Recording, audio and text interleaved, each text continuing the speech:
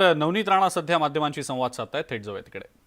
3 गुना ज्यादा बेरोजगारी देवेंद्र फडणवीस की सरकार के बाद महाराष्ट्र में 3 टाइम ज्यादा बेरोजगारी महाराष्ट्र में बढ़ी है। और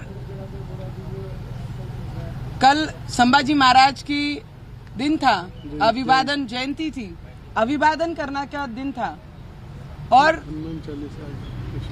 औरंगजेब के कब्र पे जाकर जिन्होंने फूल चढ़ाए, पूरी महाराष्ट्र की एक, उन्होंने इलेक्शन के पहले कहा था कि औरंगाबाद का नाम हम संभाजी नगर रखेंगे और उस मंच पे बोलते हैं कि संभाजी नगर रखने की क्या जरूरत है, तुम्हारे ही एजेंडे में था और तुम ही आज बोलते हैं उसकी क्या जरूरत थी। फिर तो मुझे ऐसा लगता है कि 370 हटाने के लिए जब आदरणीय बाला साहेब ठाकरे ने अपना विचार रखे थे मोदी जी के सामने कि 370 हटनी चाहिए और कश्मीर के जितने भी लोग हैं उन्हें न्याय मिलना चाहिए, वो सपना पूरा मोदी जी ने किया। और आप छोटा सा काम, मुख्यमंत्री हैं, नगर बदल सकते नहीं, इतने लाचार मुख्यमंत्री हो गए हैं कि अपनी विचारधारा से बहुत अलग दिशा में काम कर रहे हैं। उन्हें ये पता है कि औरंगाबाद को अगर संभाजी नगर कर दिए तो बाकी पक्ष हमसे बाजू में हटकर वो दूसरी राह पकड़ लेंगे। यही डर रह गया सिर्फ तुम्हारे मन में।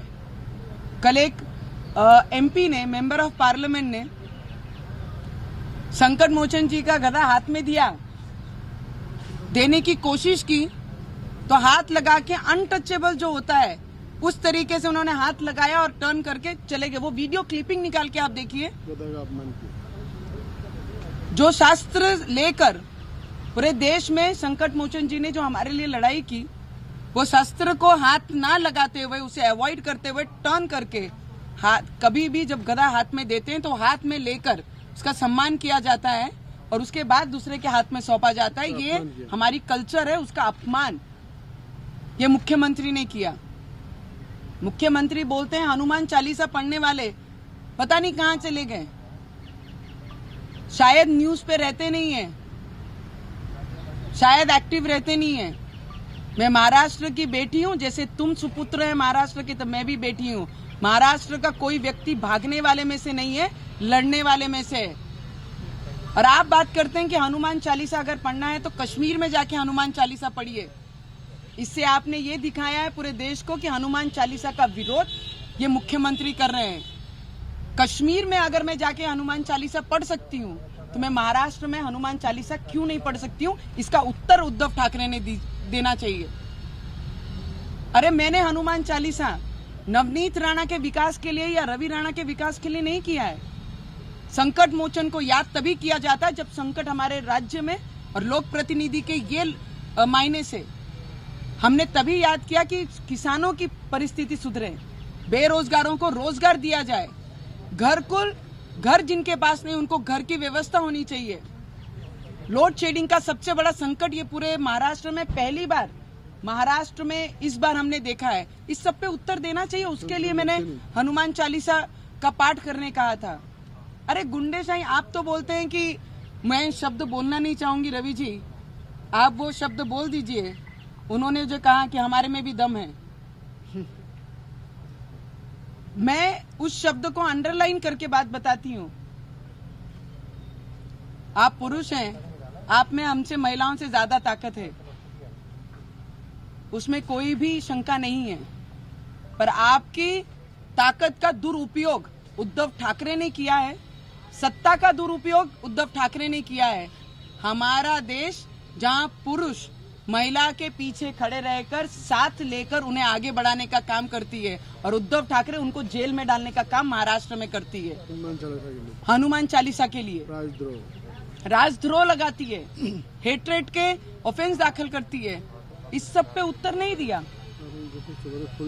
और औरंगजेब के कब्र पे जो फूल डालते हैं उस पे एक भी भाषा, एक भी लाइन, एक भी टिप्पणी कल उद्धव ठाकरे जी ने उस पे की नहीं।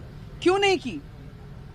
उद्धव ठाकरे जो खुद को हिंदुत्ववादी बताते हैं, वो आज औरंगजेब की राह पे चलने लगे हैं क्या?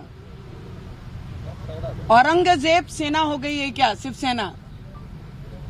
ये प्रश्न है मेरा उद्धव ठाकरे जी को। और अगर बाला साहेब ठाकरे अगर जीवंत रहते थे हमारे माननीय बाड़ा साहेब स्वर्गवास, जो तो वो रहते थे, और अगर कोई औरंगजेब के कब्र पे जाकर फूल चढ़ाता था तो उसी कब्र में उसे गाड़ दिया जाता था महाराष्ट्र में। ये महाराष्ट्र का इतिहास गवाह है।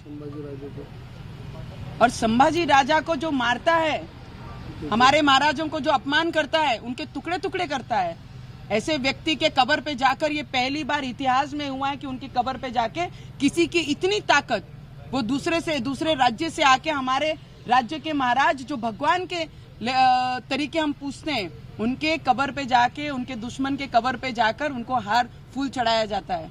अफसोस है मुझे ये महाराष्ट्र में कि ऐसे लाचार मुख्यमंत्री हैं जो अपनी विचारधारा के साथ अपने भगवानों को भी भूल गए हैं। और आज मुझे लगता है 10 जनपद की जो मातोश्री है, बाड़ा साहब के विचार कहीं दूर रह गए और 10 जनपद मातोश्री के नाम से और उनकी विचारधारा को लेकर उद्धव ठाकरे चल रहे हैं। आने वाले समय में बहुत सारी चीजें बोली, वो सभा में ना किसी को उत्साह था, ना ही लोगों को, और वो बोलते हैं मुंबई बीएमसी के लिए है ये सभा, और पूरे महाराष्ट्र से लोगों को बुलाया है। पूरे महाराष्ट्र के लोग वो सभा में उपस्थित थे। और मैंने तो खुला आह्वान किया था कि महाराष्ट्र के मुख्यमंत्री ने इलेक्शन लड़ना चाहिए। क्यों नहीं जवाब दिया उन्होंने? महिला पे अत्याचार करना बहुत इजी है, और महिला के सामने लड़ना क्यों इतना डर है? मैंने तो खुला आह्वान किया है। बाला साहब ने कभी लड़ाई लड़े नहीं, कभी कुर्सी पे बैठे नहीं, हमेशा शिवसेना को बड़ा किया है, हमेशा शिवसेना के कार्यकर्ताओं को बड़ा किया है। और कल एक खासदार जब गदा लेके हाथ में जाते हैं तो उसे छूते भी नहीं और अनटचेबल करके टर्न करके चले जाते हैं। और क्या जरूरत है बोले हनुमान चालीसा पढ़ने की? क्यों मंदिरों में जाना पड़ता है? हिस्ट्री उठा के देख लीजिए जी, हनुमान चालीसा वही पढ़ता है जो संकट से मुक्त करने की ताकत रखता है। आस्था है। हम सब हिंदुस्तान में रहने वाला हर एक व्यक्ति अपने धर्म का प्रचार प्रसार करता है, और आप कहते हैं क्यों पढ़ना चाहिए? यह है उद्धव ठाकरे की नई विचारधारा, जो कल उन्होंने खुद बोल के दिखाई। संभाजी नगर को, औरंगाबाद को संभाजी नगर क्यों बनाना है, ये विचारधारा पे उद्धव ठाकरे जी चल रहे हैं। बहुत सारे मुद्दे हैं और मुझे ऐसा लगता है, कल उन्होंने एक बात कही, बड़ी बढ़िया बात कही उन्होंने कि मुन्ना भाई की पिक्चर, मुन्ना भाई जो फिल्म आई थी, मुन्ना भाई MBBS, संजय दत्त जी वो पिक्चर में है, बहुत याद है, बहुत ज्यादा समय नहीं पर 8-10-12 साल तो मुझे लगता है वो फिल्म को हो गए हैं। किसी पे बोलते हुए उन्होंने कहा कि उनको सपने में बाड़ा साहब दिखते हैं। अरे जो सपने देखता है उसे पूरे करने की ताकत भी रखती है। और एक चीज याद रखना, मुन्ना भाई MBBS सुपरहिट पिक्चर थी। अगर ये सुपरहिट हो गए, तुम ऑलरेडी फ्लॉप हो, इससे डबल फ्लॉप हो जाओगे। ये याद रखना, जो सपने देखता है वो करने की भी ताकत रखता है। अगर उन्हें सपनों में बाड़ा साहब ठाकरे दिखते हैं और मुन्ना भाई जिस तरीके से सुपरहिट पिक्चर हुई थी वो सुपरहिट हो जाएंगे, तुम फ्लॉप से डिजास्टर हो जाओगे। ये चीज पे भी ध्यान रखना। बाड़ा साहब के विचार, उनकी शाल से भी तुम्हें दिक्कत है और तुम अपनी विचारधारा को भूल गए, तुम अपनी विचारधारा से भटक गए, तो पूरे महाराष्ट्र की जनता को दिक्कत है आपसे। और आने वाले समय में महाराष्ट्र की जनता आपको, आपके विचारधारा छोड़कर मतलब के लिए, स्वार्थ के लिए जो आपने पद लिया, उसका उत्तर आपको देगी। जब उन्होंने कहा सभा में मर्दंगी की बात की और कायदा सुव्यवस्था की बात की, जो मुख्यमंत्री महाराष्ट्र का मर्दंगी की बात करता और ना मर्दंगी जैसे काम करता, जो एक महिला को राजद्रोह का गुना दाखिल करके जेल में डालता, लॉकअप में डालता और बोलता है हनुमान चालीसा यहाँ महाराष्ट्र में पढ़ने की जरूरत क्या है। और मुझे लगता है कि आज मुख्यमंत्री जिस तरीके से बात कर रहे थे कल, ऐसा लग रहा था किसी ने उनको डिक्टेशन दिया है कि इसके बाहर अगर तुमने बोला तो कल तुम मुख्यमंत्री रहेंगे या नहीं रहेंगे। इस प्रकार का लाचारी का भाषण कल रैली में उन्होंने संबोधित किया। और मुझे इसमें एक बहुत ये है कि इतनी लाचार सभा कि महाराष्ट्र के डेवलपमेंट के लिए बात किया नहीं, महाराष्ट्र के विकास के लिए बात किया नहीं। आज मुझे याद है, मैं वहां से विधायक हूं, कि जो महाराष्ट्र के अंदर मुख्यमंत्री हफ्ते में 2 दिन एमपी और एमएलए को मिलते हैं, पर 2.5 साल से एमपी एमएलए को राज्य के मुख्यमंत्री उद्धव ठाकरे मिलते नहीं, मंत्रालय में 2.5 साल जाते नहीं, और शिव भोजन थाली का नाम लेके जो भ्रष्टाचार शिव भोजन थाली में महाराष्ट्र में हुआ है वो इतना बड़ा स्कैम है कि आने वाले समय में, मुझे याद है बाला साहब ने वड़ा पाव निकाला था, शिव वड़ा पाव। वो शिव वड़ा पाव हर गरीब एक वड़ा पाव खाके अपनी मजदूरी करता था, काम करता था। पर आज महाराष्ट्र के अंदर शिव भोजन थाली जो है ये एक कॉन्ट्रैक्टर का भ्रष्टाचार का अड्डा हो गया है, जो सिर्फ बिल निकालते, फोटो निकालते और फोटो निकाल के बिल निकालते हैं और शिव भोजन थाली का बोर्ड लगाया जाता है, पर अंदर किधर भी शिव भोजन थाली रहती नहीं।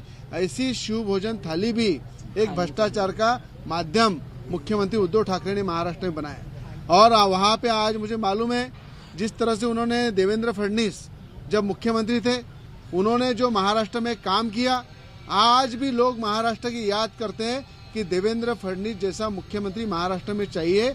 और आज उद्धव ठाकरे बोलते हैं उनके विरोध में, जिस तरह से टिप्पणी कर रहे हैं, मुझे लगता है थोड़ा सा भी कुछ तुम्हारे में होगा तो उनके नखून की भी बराबरी काम के माध्यम से देवेंद्र फडणवीस के नखून की बराबरी तो भी करके बताओ। क्योंकि आज जिस तरह से आपने सिर्फ आरोप किया है 2.5 साल में, पर कभी काम नहीं किया, ऐसी परिस्थिति महाराष्ट्र में की है। और देश के प्रधानमंत्री मोदी जी के बारे में बोलते, अरे आप ही लोगों ने बोला था स्टेज पे बार बार, जब तक सूरज चांद रहेगा मोदी जी हमेशा साथ रहेंगे, मोदी जी के साथ हम रहेंगे। और आज मोदी जी का विरोध करते। अरे पूरे देश को मालूम है कि विधानसभा तुम कैसे लड़े, लोकसभा कैसे लड़े, किस तरह से तुम्हारी सीटें चुन के आई। लोकसभा में तुम्हारे 17-18 खासदार जाते, कभी सपने में भी तुमने सोचा नहीं था। सिर्फ मोदी जी का फोटो लगा के तुमने वहाँ वोट मांगे और उसी मोदी जी के साथ गद्दारी करके भाजपा के पीठ पे खंजीर खुपस के तुम मुख्यमंत्री बने। अरे जो आज बाला साहब ने कभी जीवन में सोचा नहीं कि कांग्रेस के साथ बैठ के सरकार बनाएंगे। बाला साहब ने आखिरी तक यही बोला, जिस दिन कांग्रेस के दरवाजे में मैं जाऊंगा उस दिन शिवसेना पार्टी बंद कर दूंगा। वो बाला साहब के विचार तुमने गड्ढे में डाले और आज खुद के स्वार्थ के लिए और खुद के पद के लिए आप मुख्यमंत्री पद का वहां पे भोग रहे। और ये मुझे मालूम है कि कश्मीरी पंडितों का जो बलिदान है उनका व्यर्थ नहीं जाना चाहिए। इसलिए बाला साहब ने हमेशा बोला है कश्मीर को न्याय मिलना चाहिए। उस कश्मीर को न्याय देने का काम मोदी जी ने किया। आज देश में जो जिस प्रकार से मोदी जी काम कर रहे हैं, और आप बोलते हैं कि सिक्योरिटी महाराष्ट्र में कुछ लोगों दिए। अरे तुमने महाराष्ट्र में पावर का दुरुपयोग किया है। जब नवनीत राणा पे आपने राजद्रोह का गुना दाखिल किया, बिना बाहर निकले उनको डिटेन किया, शिव सैनिकों को रास्ते पे उतारा, हमारे शिव सैनिक के गुंडों को रास्ते पे उतारा, हमारे घर पे पथराव किया, पर उनपे एनसी मैटर नहीं होता। और जहां पे हम घर से बाहर नहीं निकले उस महिला के साथ राजद्रोह दाखिल होता है। आप ही कायदा तोड़ते हैं, आप ही रास्ते पे उतरते हैं और आप ही कायदा सुव्यवस्था की बात करते हैं। ये महाराष्ट्र देश देख रहा है कि ये दोगली नीति जो है उद्धव ठाकरे की, और दोगली नीति के माध्यम से ही उन्होंने यहाँ पे हिंदुओं के गला घोटने का काम उद्धव ठाकरे ने किया है। और मुझे लगता है कि आज सिक्योरिटी की बात अगर करते तो संजय राउत को सिक्योरिटी है, अनिल परब को सिक्योरिटी है, आदित्य ठाकरे को सिक्योरिटी है, खुद उद्धव ठाकरे को सिक्योरिटी है। जो वहाँ के छोटे छोटे कार्यकर्ता है शिवसेना के, उनको उन्होंने सिक्योरिटी देके रखा है। उसके बजाय महाराष्ट्र के जनता की सिक्योरिटी उन्होंने करना चाहिए। वो ना करते हुए महाराष्ट्र में सबसे ज्यादा क्राइम, सबसे ज्यादा गुंडागर्दी, सबसे ज्यादा तोड़ी वसूली, जो वाजे जैसा एक ऑफिसर मुख्यमंत्री के आदेश से पुलिस में भर्ती होता है और मातोश्री के लिए वसूली करता है और उसके माध्यम से कई मंत्री जेल में जाते हैं, ये महाराष्ट्र कभी नहीं था। वो उद्धव ठाकरे ने महाराष्ट्र बनाया।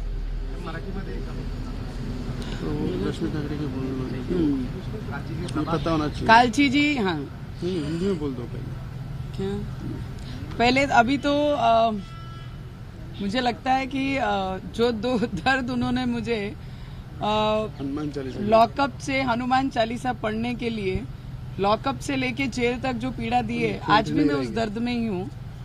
मैं एक चीज जरूर बोलना चाहूंगी, जिस दिन रश्मि ठाकरे को उद्धव ठाकरे मुख्यमंत्री नहीं रहेंगे। जिस दिन उद्धव ठाकरे मुख्यमंत्री नहीं रहेंगे, पावर चले जाएगा, उस दिन अगर रश्मि ठाकरे को जेल के पीछे डाला, तब उनको पूछूंगी मैं कि अब कैसा लगता है, कैसा रहता है, दर्द कैसा रहता है, लॉकअप क्या रहता है, लॉकअप क्या रहता है, जेल क्या रहती है, और जेल में हर एक मिनट जो जिसने कुछ क्राइम नहीं किया है अगर उसको डालते हैं तो उसकी पीड़ा क्या रहती है, झूठा ऑफेंस दाखिल करके।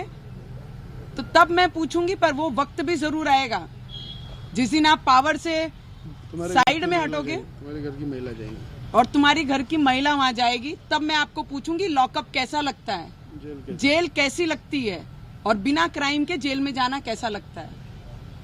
मी कालजी सभा महाराष्ट्रामध्ये उद्धव ठाकरेजींनी जी सभा घेतली त्याच्यामध्ये एकही शब्द माझे शेतकऱ्यांबद्दल नव्हता, एकही शब्द शेतमजदुरांबद्दल नव्हता, एकही शब्द बेरोजगारांबद्दल नव्हता, एकही शब्द लोड शेडिंगचा नव्हता, एकही शब्द माझे विद्यार्थ्यांच्या भविष्याचा नव्हता।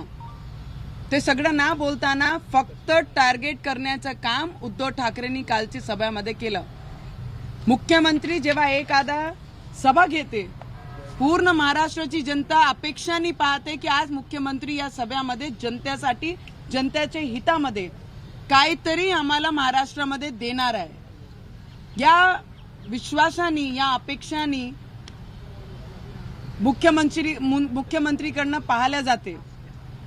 पण काल फक्त विरोध दाखवण्यासाठी आणि ज्या वेळीस एक खासदारांनी त्यांना गदा हातात दिलं, अनटचेबल जसा गदा असते त्या पद्धतीने त्यांच्यासोबत त्यांनी बिहेव केला, आणि हात लावून, जसं हात लावून करंट लागते काय, हात लावून काय पाप होते काय, या पद्धतीचा बिहेव करून तिथून टर्न करून दुसऱ्या बाजूनी चालले गेले। गदाचाही अपमान केला काल, हनुमान चालीसाचा अपमान केला। हनुमान चालीसा वाचणं काही जरुरी नाहीये म्हणे, वाचायचं आहे तर काश्मीरमध्ये जाऊन वाचा। अरे किती लाचार, मुख्यमंत्रीची लाचार सभा काल झाली आणि त्याच्यामध्ये म्हणतात ते काश्मीरमध्ये जाऊन हनुमान चालीसा वाचा। अरे हनुमान चालीसा काश्मीरमध्ये जर वाचले जाते तर महाराष्ट्रामध्ये का वाचू शकत नाही? तुम्ही म्हणता लॉ अँड ऑर्डरची गोष्टी करता, काल जे त्यांनी शब्द म्हटले, एक महिला म्हणून त्या शब्दाची रिपीट मी करू शकत नाही खुलेआम। अरे पावर जरी तुमच्याकडे असली तर पावरची असा दुरुपयोग करणं मला नाही वाटत हे योग्य आहे।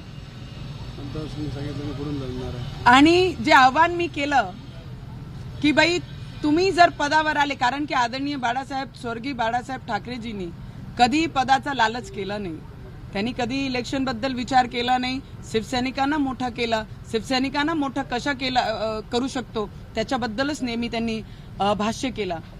जर तुम्ही पदाच्या लालच तुमच्या मनात आहे, तुम्ही स्वतः, मी, माझा मुलगा, माझा परिवार, माझा कुटुंब, मामे भाऊ, मामे बहीण, मामा, याच गोष्टींमध्ये तुम्ही ज्या पद्धतीने राहत आहे, मला असं वाटते की मुख्यमंत्रीचे काम फक्त एवढंच नाहीये। हनुमान चालीसाबद्दल म्हटलं, जे लोक आमचे मातोश्रीचे पर्यंत येणार होते ते काय माहित कुठे पडून चालले गेले म्हणते। अरे जर तुम्ही महाराष्ट्राचे, मुंबईचे सुपुत्र आहे, तर मी स्वतः मुंबईमध्येच राहणारी आहे आणि आम्ही स्वतः महाराष्ट्राचे मुलं आणि मुलगी आहे, माझाही जन्म तिथे झालेला आहे आणि आम्ही पडून जाणारे लोकांनी लढणारे लोक आहे, लक्षात ठेवा। काय एवढा विरोध हनुमान चालीसाचं? हा माझा प्रश्न होता त्यांना मी प्रश्न केला होता की तुम्ही इलेक्शन लढता का, याचं उत्तर मला द्या। जर पद हवा आहे तर त्याच्या लढण्यासाठी मानसिकता आपण केली पाहिजे, ते सुद्धा तुम्ही केली नाही, त्याचं उत्तर तुम्ही दिलं नाही। बरेचशे गोष्टी तुम्ही काल भाषणात म्हटले, औरंगजेब जेव्हा हे नामकरणची विषय होता तेव्हा तुमचाच अजेंडा होता, तुम्हीच म्हटलं की औरंगाबादचं नाव आपण संभाजीनगर करणार आहे, आणि काल म्हणताय काय गरज आहे म्हणे संभाजीनगर करण्यासाठी? हीच विचारधारा तुमची राहिलेली आहे, हेच विचारधारा लोकांसमोर आली पाहिजे होती, आणि काल तुम्ही स्वतः तुमच्या तोंडाने म्हटलं की औरंगाबादचं नाव संभाजीनगर का? अरे जर बाळासाहेब ठाकरे जिवंत असते तर त्या औरंगजेबच्या कबरेवर येऊन महाराष्ट्रामध्ये एक बाहेर राज्याच्या व्यक्ती येऊन कबरेला हार अर्पण करते, फूल अर्पण करते, तिथे उभे राहून त्यांना हे करतात. जर बाळासाहेब ठाकरे जरी असते तर त्याच ठिकाणी त्या व्यक्तीला त्याच कबरमध्ये गाडून देण्याची ताकद या बाळासाहेब ठाकरेमध्ये होती. त्याच्यावर तुम्ही भाष्य करत नाही आणि तुम्ही म्हणता संभाजीनगर कशाला. अरे आमच्या महाराष्ट्रामध्ये जे लोक आमचे देवाला मानत नाही, जे संभाजी महाराजांना मानत नाही, त्या लोकांची परिस्थिती येणाऱ्या काळामध्ये संभाजी महाराजांना मानणारे लोक, हनुमान चालिसाला वाचणारे लोक, संकटमोचनला प्रार्थना करणारे लोक येणारी वेळमध्ये तुम्हाला ती जागा दाखवून देणार आहे. कॉर्पोरेशन म्हणता बीएमसी आहे, बीएमसी ची गर्दी आहे. याच्या पहिले कधी एवढी मोठी सभा नाही झाली. पूर्ण महाराष्ट्रामधून बोलवता आणि म्हणतात बीएमसीचे इलेक्शनसाठी आहे. खूप सारे मुद्दे आहेत. त्यांनी म्हटले, कोणावर टीका केली आणि म्हटले की यांना स्वप्नात बाळासाहेब ठाकरे दिसते म्हणते. त्यांना एक कार्यकर्त्यांनी आठवण करून दिली, ते कार्यकर्त्यांनी करून दिली की दिवसभर तुम्हाला तेच कामं असतात की कोणत्या विरोधकांना कसं उत्तर द्यायचं, फक्त त्याच्यावर अभ्यास करता. विकास ते कामं राहिलेच नाही उद्धव ठाकरेकडे. आणि मुन्नाबाई MBBS मध्ये काय घडलं, कसं स्वप्नात महात्मा गांधीजी येत होते आणि यांना स्वप्नात बाळासाहेब ठाकरे येत आहे. अरे स्वप्ने खरे होत असतात, हे लक्षात ठेवा. आणि जे खरं झालं तर ते सुपरहिट होईल आणि तुम्ही डिझास्टर होणार आहे, तुम्ही फ्लॉप होणार आहे, हे लक्षात ठेवा. तुम्ही फ्लॉप आहेच. आणि जर ते MBBS जशी सुपरहिट झाली होती तर आपण पाहतोय राणा दाम्पत्यांची पत्रकार परिषद आहे. काल मुख्यमंत्री उद्धव ठाकरे, शिवसेना पक्षप्रमुख उद्धव ठाकरे यांनी जे भाषण केलेलं आहे याला, त्यांच्या मुद्द्यांवर त्यांनी केलेल्या टीकेवर राणा दाम्पत्य प्रत्युत्तर देतात. सत्तेसाठी शिवसेनेनं ध्येय धोरणं सोडली असल्याचा आरोप त्यांनी केलेला आहे. तर आपल्यासोबत आहेत शिवसेनेचे नेते सचिन अहिरजी. सचिन अहिरजी, आपण सुद्धा ऐकलं असेल, शिवभोजन थाळीचा घोटाळा सुरू असल्याचं राणा दाम्पत्यांचं म्हणणं आहे. नवनीत राणा यांनी म्हटलेलं आहे महाराष्ट्रात कायद्याचा दुरुपयोग केला जातोय. काय तुमची प्रतिक्रिया? आमच्या घरावर दगडफेक करण्यात आल्याचा आरोप त्यांनी केलेला आहे. अशा पद्धतीनं सरकार यांचं आहे आणि दगडफेक करणारे अद्यापही मोकट आहेत, असे अनेक आरोप ते करत आहेत.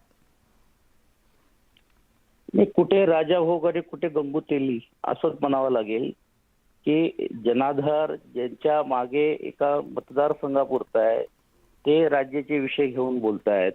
आज ही जी सभा एवढी महासागर म्हणजे सारखा ओलांडल्यानंतर त्यांची टीका मी पाहत होतो की मुंबईतली सभा आहे, महाराष्ट्रातून बोलवलं. हो, महाराष्ट्रातून प्रमुख पदाधिकारी नक्की झाले, पण तुम्ही सर्वांनीच काल पाहिलं असेल की आज आमची सभा आणि इतरांची सभा यामध्ये किती जमीन आसमानचा फरक होता. शिवभोजनाच्या माध्यमातून निवळ 2 वर्षामध्ये कोविडमध्ये असेल किंवा बाकीच्या संपूर्ण या कोविड संपल्यानंतर देखील ती एवढी चांगली योजना ज्याचं कौतुक निवळ फक्त आपल्या इकडे नाही तर इतर राज्यांमध्ये पण होतोय आणि त्याच अशीच योजना तिकडे लागू व्हायला पाहिजे म्हणून अनेक लोक त्याचा विचार करतायत. आता तुम्ही जर बघितलं असेल ते तर एक पेपर घेऊन वाचतायत. आता ते टायपिंग करून देणारे लोक कोण, बोलणारे कोण, काय, मला असं वाटतं त्यांच्या बाबतीत खूप जास्त आपण बोलून त्यांना महत्व देतोय. तुम्ही आता मतदारसंघाचा जो उल्लेख केला, एकाच मतदारसंघातले आहे, जनाधार जे आहे तो त्यांच्याकडे कमी आहे. म्हणूनच नवनीत राणाने सुद्धा खरं तर मुख्यमंत्र्यांना आवाहन केलेलं आहे, तुम्ही सांगाल त्या ठिकाणी मी उभं राहायला तयार आहे, माझ्या विरोधात निवडून दाखवा, असं पुन्हा एकदा त्यांनी एक चॅलेंज समोर आणलेलं आहे. हे तेच मी म्हटल्याप्रमाणे की कोणाला चॅलेंज कोणी द्यायचं, पहिला त्यांनी त्यांचा मतदारसंघ साबूत ठेवा. एवढंच जर त्यांना लढण्याचं जर एवढं हौस आली असेल तर आहे त्या मतदारसंघात राजीनामा द्या आणि तिकडे आमच्या अडसूळच त्यांचा पराभव करतील. कारण गेल्या वेळी राष्ट्रवादीच्या पाठिंबाने ते निवडून आलेले. निवडणूक लढवायची असेल, मुख्यमंत्री तर लांब राहिले, पहिल्या आमच्या एका नेत्यांबरोबर लढवा ना, तिकडेच समजा दूध का दूध पाणी का पाणी होईल. मला फार महत्व देऊन त्यांना आपण मोठा वाढवण्याचा प्रयत्न करतायत. ह्यांचं काम फक्त स्टंट करायचं, काही करायचं. म्हणजे आज तुम्ही एवढी सभा मोठी झाल्यानंतर यांना काय उत्तर द्यायचं, म्हणजे किती द्यायचं आणि कोणाचं. आणखी मोठा आरोप अहिरजी त्यांनी शिवसेनेवर केलाय. शिवसेना आता ही शिवसेना राहिली नाही, औरंगजेब सेना झाली असं म्हणतात. हे बोलणारे कोण आहेत, यांचा जनाधार काय? हे हिंदुत्वाची भूमिका मांडतायत. राखीव मतदारसंघामधून निवडून आलेत. राखीव मतदारसंघामध्ये त्यांनी जाऊन मतदारसंघांना सांगावा का भाऊ मी आता हिंदुत्व स्वीकारलेलं आहे आणि मी तुमचे जे मतदान घेतलं होतं सर्व धर्म समभावाची, आता ती भूमिका नाही. माझं फक्त कट्टर हिंदुत्ववाद जे इतर पक्षांचं आहे ते आम्ही स्वीकारलेलं आहे. त्यांनी मतदारसंघात जाऊन बघावं आणि लोकच त्याचा काय असेल ते निर्णय घेतील. सचिनजी, एक स्फोटक वक्तव्य त्यांनी केलंय.